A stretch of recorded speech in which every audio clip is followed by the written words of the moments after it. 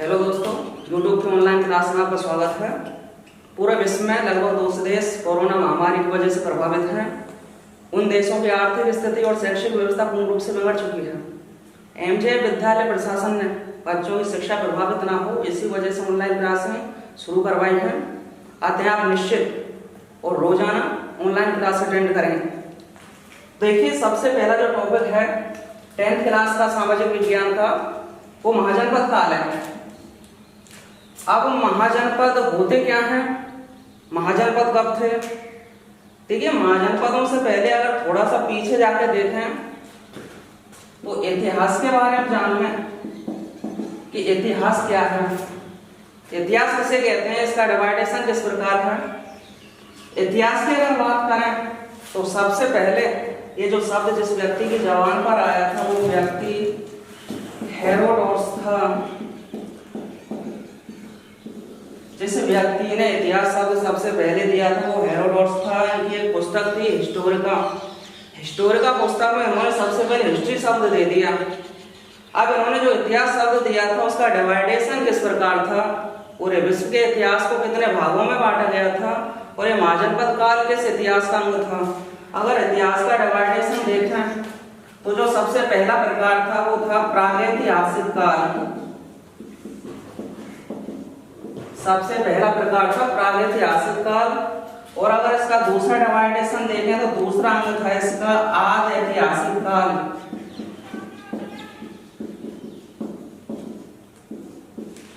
पहला प्रकार था प्रागैतिहासिक काल और दूसरा था आद ऐतिहासिक काल। अगर तीसरे प्रकार की बात करें तो ऐतिहासिक काल, यानी इतिहास को 3 भागों में बांटा गया था, प्रागैतिहासिक काल, आद ऐतिहासिक काल और ऐतिहासिक काल। अगर प्रागैतिहासिक काल की बात करें तो प्रागैतिहासिक काल के बारे में ज्यादा स्पष्ट जानकारी प्राप्त नहीं होती है, क्योंकि ये पाषाण युग था, पाषाण काल था। ये कोई भी धातु का औजार नहीं था, सभ्यताएं विकसित नहीं हुई थी, इसी वजह से इसको पाषाण काल नाम दिया गया। पत्थर जो इस्तेमाल होता था प्लेस्टोसीन युग में, वो पत्थरों का काल इसी प्रागैतिहासिक काल को कहा जाता है। प्रागैतिहासिक काल में जो आदि मानव था उसमें ज्ञान का अभाव था। अग्नि का आविष्कार हो चुका था प्रागैतिहासिक काल में, लेकिन अग्नि का प्रयोग करना वो नहीं जानता था। प्रागैतिहासिक काल के बाद आद ऐतिहासिक काल आया।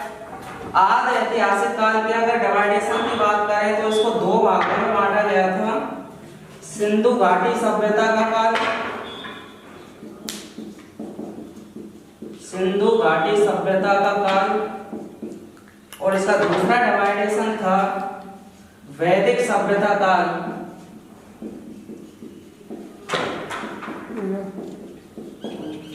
यानी आद ऐतिहासिक काल को 2 भागों में बांटा गया था, सिंधु घाटी सभ्यता का काल और वैदिक सभ्यता का काल। सिंधु घाटी सभ्यता की अगर बात करें तो सिंधु घाटी सभ्यता में जो सभ्यताएं थी वो विकसित हो चुकी थी। फसलों के यहाँ प्रमाण पाए गए थे सिंधु घाटी सभ्यता में। खुदाई भी हुई थी इसकी, मोहनजोदड़ो हड़प्पा 2 नगरों में इसकी खुदाई हुई थी। उस खुदाई में पाया गया था नगरीय सभ्यता थी पूर्ण रूप से। लेकिन सिंधु घाटी सभ्यता की जो लिपि है उसको पढ़ा नहीं गया अभी तक, जिसको सिंधव लिपि कहा जाता है। इसी सिंधु घाटी सभ्यता काल के बाद वैदिक सभ्यता काल आया। वैदिक सभ्यता काल का डिवाइडेशन था वो 2 भागों में था, यानी वैदिक सभ्यता काल को 2 भागों में बांटा गया था, जिसमें से सबसे पहला भाग था ऋग्वैदिक काल और दूसरा था उत्तर वैदिक काल। तो देखिए, अगर थोड़ा सा और बात करें तो देखिए, इतिहास शब्द जिस व्यक्ति ने सबसे पहले दिया था वो हेरोडोटस थे। इनकी पुस्तक थी हिस्टोरिका, उसमें हिस्ट्री शब्द का सबसे पहले इन्होंने उल्लेख किया था। डिवाइडेशन की अगर बात करें, विभाजन की 3 भागों में इन्होंने इतिहास को बांटा था, प्रागैतिहासिक काल में, आद ऐतिहासिक काल में और ऐतिहासिक काल में। प्रागैतिहासिक काल की अगर बात करें तो पाषाण काल था। पत्थर के ये औजार थे व्यक्ति के पास, पत्थर का युग था ये। आग थी, इसमें अग्नि थी, लेकिन अग्नि का प्रयोग करना आदिमानव नहीं जानता था। आद ऐतिहासिक काल की अगर बात करें तो आद ऐतिहासिक काल को 2 भागों में बांटा गया था, सिंधु घाटी सभ्यता काल और वैदिक सभ्यता काल। सिंधु घाटी सभ्यता काल में नगरीय सभ्यता थी, पूर्ण रूप से ये सभ्यताएं विकसित हो चुके थे। सिंधु घाटी में धातु भी आ चुकी थी, कांसा धातु आ गई थी इसमें, क्योंकि तांबा और टिन से मिलाकर बनाई जाती थी। सिंधु घाटी सभ्यता काल के बाद वैदिक सभ्यता का काल आ गया। वैदिक सभ्यता काल में जो हमारे पास सबसे महत्वपूर्ण धातु आ गई थी, जो उद्योगों का वर्तमान में आधार माना जाता है, लोहे की खोज हो गई थी वैदिक सभ्यता काल में। वैदिक सभ्यता काल के अगर विभाजन की बात करें तो वैदिक सभ्यता काल को भी 2 भागों में बांटा गया था।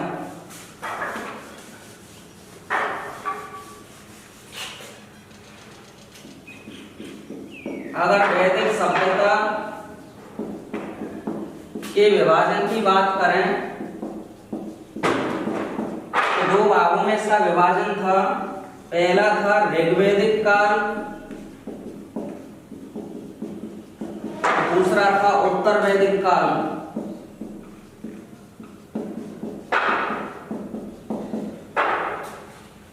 ऋग्वैदिक काल और उत्तर वैदिक काल। अब ऋग्वैदिक काल में जो लोगों का समूह था, जिनको वंश्य कुल कहा जाता था, उसमें 10-15 व्यक्ति एक साथ निवास करते थे। उस समूह को कबीला कहा जाता था। कबीले चलते थे ऋग्वैदिक काल में। ऋग्वैदिक काल के बाद थोड़ा सा और विकास हुआ, लोगों ने अपने छोटे उद्योग धंधे खोलने विकसित कर दिए। उसके बाद का जो समय था उत्तर वैदिक काल।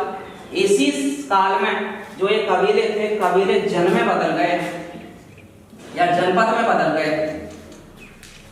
यानी ऋग्वैदिक काल में कबीले चलते थे और कबीलों के बाद जनपदों का निर्माण हो गया, और जनपदों में जो लोग रहते थे, जो लोग निवास करते थे, उन्होंने अपने और उद्योग धंधों में विकास करना शुरू कर दिया। और इसी जनपद काल के बाद महाजनपद काल शुरू हुआ। महाजनपद एक तरीके से वर्तमान में जो राज्य होते हैं देश के अंदर, जैसे वर्तमान में 28 राज्य हैं, 28 राज्य जिस प्रकार वर्तमान में भारत का निर्माण कर रहे हैं, उसी प्रकार 16 महाजनपद थे प्राचीन काल में। वो 16 महाजनपद भारत का निर्माण करते थे। 16 महाजनपदों ने मिलकर भारत का निर्माण किया था। अब ये महाजनपद कहते किसको थे? ये जो महाजनपद थे, इनका उल्लेख इस पुस्तक में किया गया है। तो आगे बात करते हैं महाजनपद काल के बारे में कि महाजनपदों की जानकारी कहां से हमें प्राप्त होती है। तो 2 पुस्तकें हैं, 2 ग्रंथ हैं, इनसे हमें जानकारी प्राप्त होती है। एक है अंगुत्तर निकाय, बौद्ध ग्रंथ है ये, यानी बौद्ध ग्रंथ अंगुत्तर निकाय से हमें जानकारी मिलती है 16 महाजनपदों की। और दूसरा ग्रंथ है भगवती सूत्र, ये जैन ग्रंथ है, जिनसे हमें महाजनपदों यानी 16 महाजनपदों की जानकारी मिलती है। यानी महाजनपदों का उल्लेख करने वाले 2 ग्रंथ थे। एक तो था अंगुत्तर निकाय जो बौद्ध धर्म का ग्रंथ था, और दूसरा था जैन धर्म का ग्रंथ भगवती सूत्र। 16 महाजनपदों का वर्णन किया गया था। अब ये जो 16 महाजनपद थे वो कहाँ फैले हुए थे भारत में, किस प्रकार थे, उनकी राजधानियां किस प्रकार थी।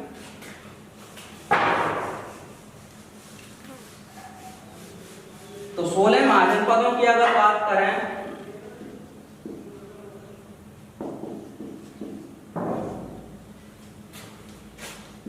राजधानी, तो जो सबसे पहला महाजनपद था 16 महाजनपदों में, सबसे पहला जो महाजनपद था वो अंग था। अंग जो महाजनपद था इसकी राजधानी चंपा थी। यानी जो अंग महाजनपद था इसकी राजधानी चंपा थी।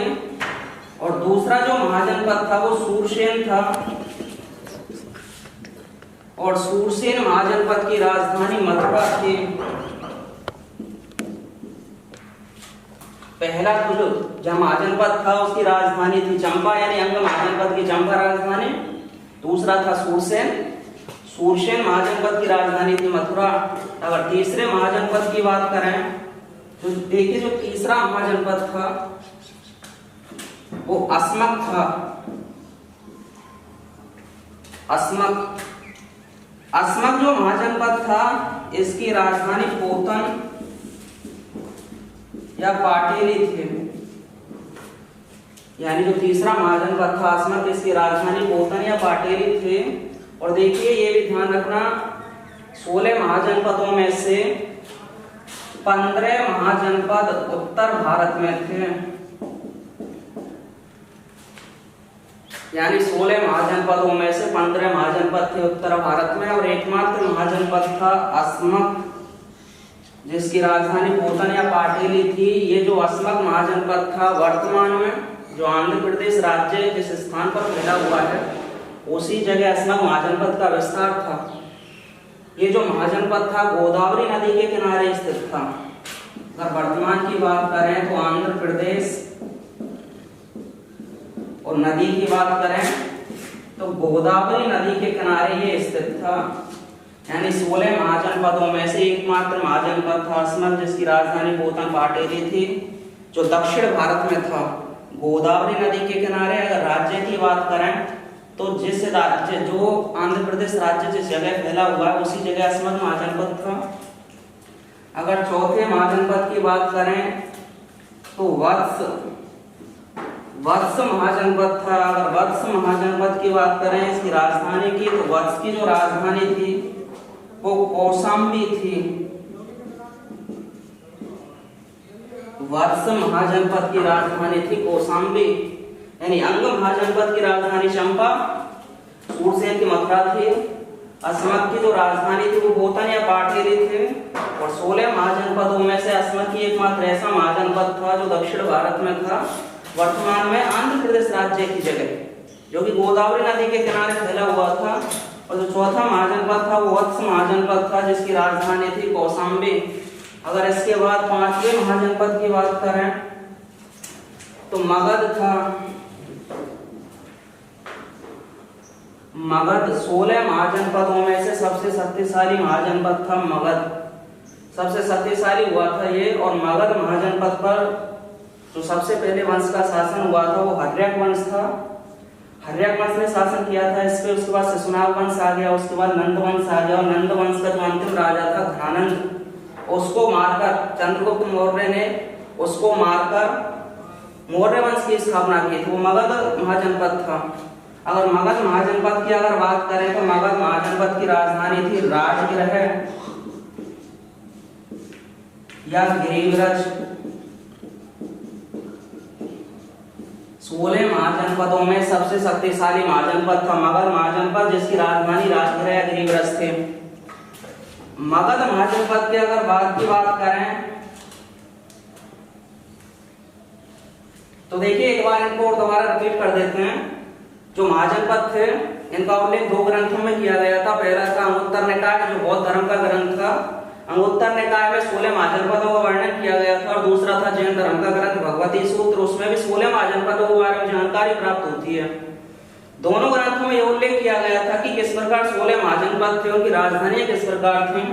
तो सबसे पहला जो महाजनपद था वो अंग महाजनपद था, जिसकी राजधानी चंपा थी। दूसरा सूरसेन महाजनपद था, जिसकी राजधानी मथुरा थी। और जो तीसरा महाजनपद था अस्मक, जिसकी राजधानी पोतन या पाटेली थी। अगर अस्मक महाजनपद की बात करें तो अस्मक महाजनपद 16 महाजनपदों में से एकमात्र ऐसा महाजनपद था जो दक्षिण भारत में था, गोदावरी नदी के किनारे फैला हुआ था। अगर वर्तमान राज्य से इसकी तुलना करें तो वर्तमान में आंध्र प्रदेश राज्य जिस स्थान पर फैला हुआ उसी जगह अस्मक महाजनपद फैला हुआ था। अगर चौथे महाजनपद की बात करें तो वत्स महाजनपद था, जिसकी राजधानी कौशाम्बी थी। और वत्स महाजनपद के बाद की अगर बात करें तो मगध महाजनपद था, जिसकी राजधानी राजगृह गिरिव्रज थे। 16 महाजनपदों में से सबसे शक्तिशाली महाजनपद था मगध महाजनपद। मगध के बाद जो महाजनपद था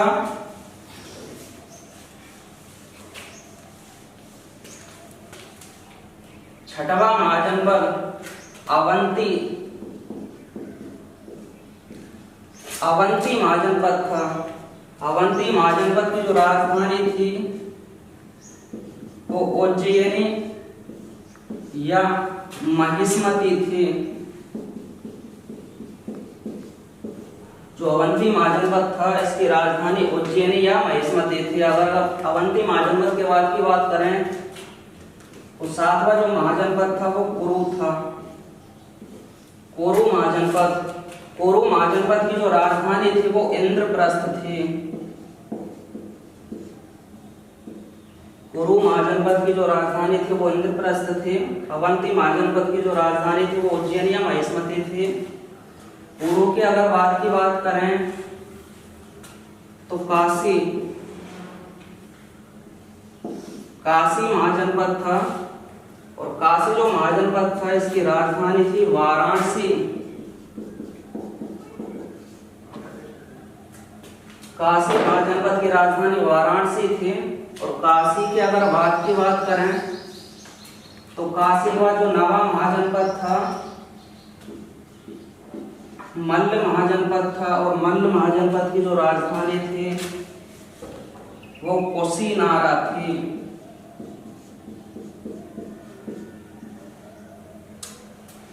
यानी अवंती महाजनपद की राजधानी उज्जैन या महिष्मती, कुरु महाजनपद की राजधानी इंद्रप्रस्थ, काशी महाजनपद की राजधानी वाराणसी और मल्ल महाजनपद की राजधानी कुशीनारा। अगर मल्ल महाजनपद के बाद की बात करें तो मत्स्य महाजनपद था, और जो मत्स्य महाजनपद था इसकी राजधानी थी विराटनगर।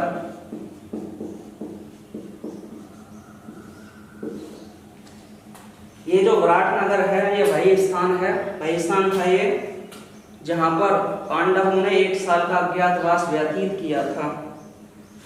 पांडवों ने जो 1 साल का अज्ञातवास व्यतीत किया था वो स्थान विराटनगर था, और विराटनगर जिस महाजनपद की राजधानी था वो महाजनपद मत्स्य था।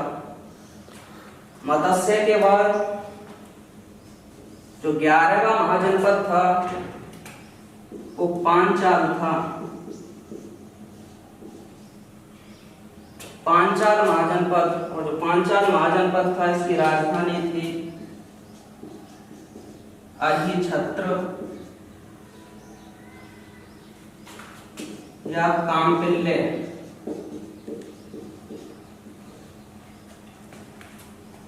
पांचाल महाजनपद की राजधानी अधिछत्र या काम्पिल्य थे। दोबारा अगर रिपीट कर दें इनको तो अवंती महाजनपद की राजधानी उज्जैन या महिष्मती, कुरु महाजनपद की राजधानी इंद्रप्रस्थ थी, काशी महाजनपद की राजधानी वाराणसी थी, मल्ल महाजनपद की राजधानी कुशीनारा थी, मत्स्य महाजनपद की राजधानी विराटनगर थी, और ये वही विराटनगर था जहां पांडवों ने अपना 1 साल का अज्ञातवास व्यतीत किया था। उसके बाद पांचाल महाजनपद था, और पांचाल की राजधानी थी अधिछत्र या काम्पिल्य। इसके बाद 11वें अगर महाजनपद की बात करें तो जो 11वां महाजनपद था 12वां महाजनपद वो गांधार था। गांधार महाजनपद, और गांधार महाजनपद की राजधानी थी तक्षशिला।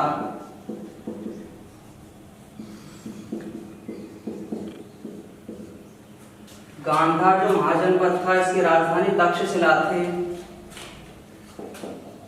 और जो 13वां जो महाजनपद था वो वज्जी था, और वज्जी महाजनपद की जो राजधानी थी वो मिथिला या विधे थी। और ये वही मिथिला है जहां राजा जनक का शासन था, और राजा जनक की पुत्री थी सीता से विवाह किया था मिथिला में। इसके बाद 14वां जो महाजनपद था गांधार हो गया। गांधार की तक्षशिला थी। वज्जी महाजनपद की इसकी राजधानी मिथिला या विधि थी।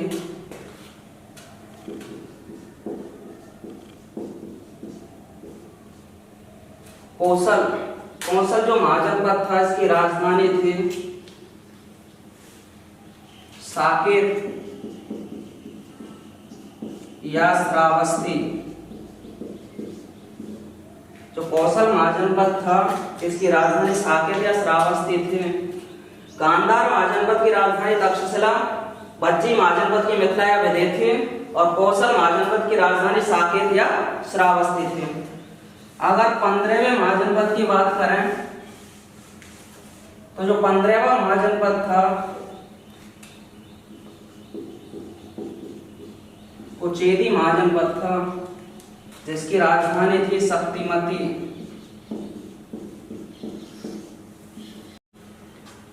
चेदी महाजनपद की राजधानी थी शक्तिमती।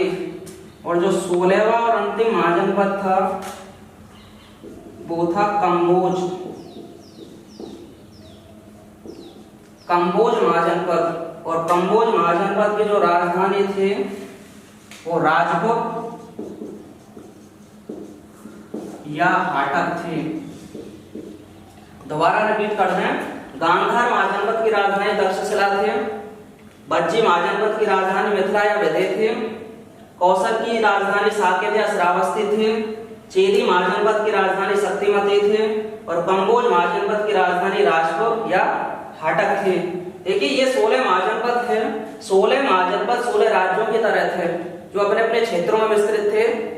16 महाजनपदों का जो उल्लेख था वो 2 ग्रंथों में किया गया था।